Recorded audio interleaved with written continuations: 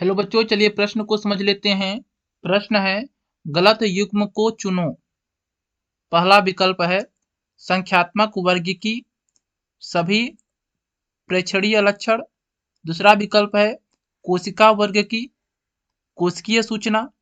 तीसरा विकल्प है रसायन वर्ग की गुणसूत्र संख्या एवं संरचना। आखिरी विकल्प है क्लेड-डिस्टिक वर्ग की उभय पूर्वज से उद्गम। चलिए इस प्रश्न की मुख्य अवधारणा को समझ लेते हैं। गलत युग्म को चुनना है। पहला है संख्यात्मक वर्ग की, तो जो संख्यात्मक वर्ग की है इसके अंतर्गत अध्ययन किया जाता है सभी प्रेक्षणीय लक्षण। जो प्रेक्षणीय लक्षण होते हैं इनका अध्ययन किया जाता है। दूसरा है कोशिका वर्ग की। कोशिका वर्गिकी में अध्ययन करते हैं कोशिकीय सूचना का। कोशिकीय सूचना का अध्ययन करते हैं। तीसरा है रसायन वर्ग की। रसायन वर्गिकी में रासायनिक घटकों का अध्ययन करते हैं।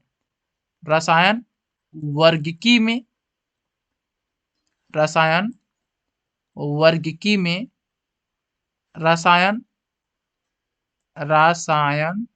या रासायनिक घटक का अध्ययन करते हैं। रासायनिक घटक का अध्ययन करते हैं।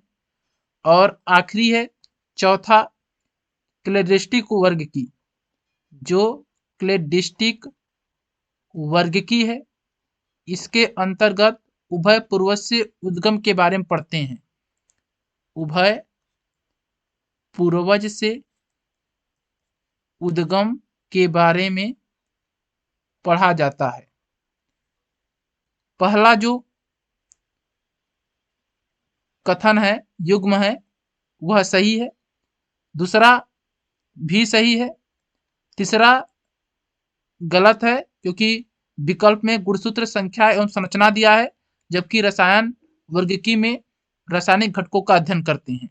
और आखिरी जो है वह भी सही है। चलिए विकल्प को देख लेते हैं। पहला विकल्प सही युग्म है, इसलिए यह इस प्रश्न का सही उत्तर नहीं होगा। दूसरा है कोशिका वर्ग की कोशिकीय सूचना, यह भी सही है, यह इस प्रश्न का सही उत्तर नहीं होगा।